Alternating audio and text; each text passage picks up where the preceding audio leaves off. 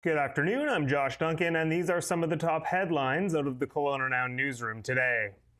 We start with provincial politics as Conservative leader John Rustad has announced a new slate of critic roles for his MLAs, and it includes two notable changes for a pair of local elected officials. West Kelowna Peachland MLA Macklin McCall has been given Eleanor Sturco's old job as the critic for public safety and the Solicitor General. He was previously the critic for emergency management. Meanwhile, on the east side of the bridge, Kelowna Mission MLA Gavin Dew is now the innovation and small business critic, losing his grander title of the critic of jobs, economic development, and innovation. KelownaNow has requested interviews with both McCall and Dew regarding their new roles. The other local Conservative MLA, Christina Lowen, remains the critic for social development and poverty reduction. In a statement this morning, Rustad said his new team of critics is built for the fight ahead. He said they are experienced, passionate, and focused on delivering common sense solutions and restoring a government that delivers for British Columbians. Work is underway on a multi-year project to upgrade the Saucier substation in Kelowna. FortisBC making an $18.6 million investment in the substation that serves a large number of electricity customers in South Central and downtown Kelowna. That includes KGH. The project will see a second transformer added to the substation, while Fortis will also expand the control building, install a new access gate and entrance on Richter Street, and replace the switchgear and breakers. The utility provider says the work will increase the amount of power it can offer customers in the area, especially during peak demand times of extreme heat and cold. The Saucier substation is one of multiple Fortis substations in Kelowna. It's located just off Richter Street. Work is expected to be completed on the upgrades by the end of 2027. According to Fortis, demand for power in the Kelowna area has steadily increased due to population growth and the increased use of electric vehicles and heat pumps. Over the past 5 years, 10,000 new electricity customers have been added to Kelowna's grid. It is official, veterans will be getting free parking in Kelowna. After a back and forth about it over several sessions in recent weeks, Council finally supported the new policy on Monday that will grant complimentary on-street parking to vehicles with BC veterans license plates.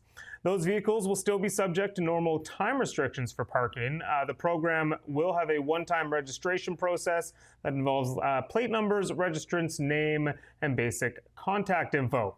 Councillor Maxine DeHart has pushed for this type of program for several years, and she thanks city staff for their work to get it done before Remembrance Day next month.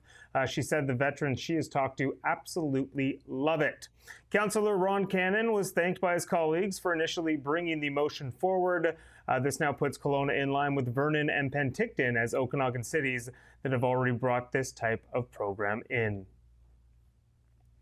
Nearly a week after it began, the Peachland wildfire is officially classified as held. That means it is not expected to grow beyond its current contain lines. The BC Wildfire Service updated the fire status early this morning after a quiet few days, aided by cooler temperatures and precipitation. It also helped that the fire came in fall and not the busy summer season. 100 wildland firefighters had plenty of resources to get the upper hand on it over recent days. The fire size did increase slightly to 383 hectares over the past few days, largely thanks to planned ignitions carried out over the weekend that helped establish a workable fire perimeter. Evacuation alerts do remain in place for a few properties, as does one evacuation order for the Zip Zone Adventure Park. Those expected to be lifted shortly. Dubbed the Monroe Lake wildfire, it was believed to be started by humans when it broke out last Thursday. All right, we started at the provincial level today. Let's end it there too. The British Columbia Lumber Trade Council, Premier David Eby, and Forest Minister Ravi Parmar have all decried the latest tariffs targeted at Canada's softwood lumber sector. U.S. President Donald Trump announced the new tariffs Monday night. They'll go into effect October 14th. Imports of softwood timber and lumber will be subjected to a 10% duty rate, while a 25% rate will be applied on imports of kitchen cabinets and vanities, which includes parts and completed models.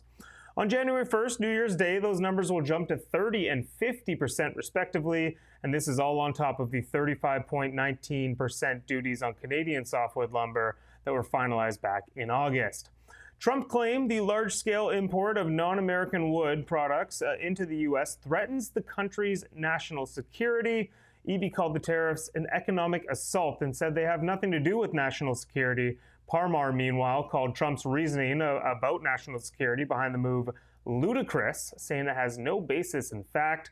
Finally, Lumber Trade Council President Kurt Nikedit expressed his deep disappointment in the move, called it misguided and unnecessary. In response, BC has applied a 2-month pause on timber harvest bill payments. That'll help companies, they say, absorb the immediate effects of the tariffs. The province also working with the federal governments and international allies to challenge the trade actions. All right, wrapping up, looking out the window here, quick look at your forecast. 19 degrees in Kelowna right now. That is our high for the day. Mix of sun and cloud currently. There is a small chance of showers over the next 3-4 hours. Also a risk of thunderstorms. Partly cloudy, a low of 8 overnight, back to 19 tomorrow under a mix of sun and cloud. That is it for me today, but you can read up on all of these stories and plenty more over at KelownaNow.com. Always be sure to check out our Kelowna Now X account and the Now Media YouTube and TikTok pages for more content as well. Have a great night, Kelowna. I'll be back in this chair tomorrow for a look at more headlines. We'll see you then. We don't just report the news. We live here too. We're your neighbors, bringing you stories that matter to all of us. No government funding, no outside influence. Kelowna Now, local, independent. News you can trust.